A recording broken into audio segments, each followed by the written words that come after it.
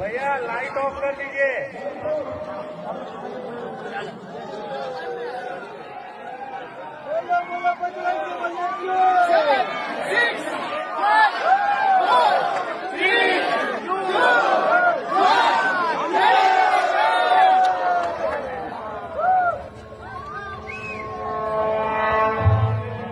సర్వ మానవాళికి రక్షకుడు, మనకు కొండంత అండగా నిలిచేవాడు, మనసులో తలచిన వెంటనే గుండెల నిండా ధైర్యాన్ని నింపగలిగే మహాయోధుడు, అభయహస్తంతో ఎల్లవేళలా మనల్ని కాపాడే ఆ పవనపుత్రుడి ఇప్పుడు మనసారా స్తుతించుకుంటూ శ్రీ పంచముఖ ఆంజనేయ స్వామిగా అవతారమెత్తిన కథ దృశ్య రూపంలో తిలకిద్దాం రండి.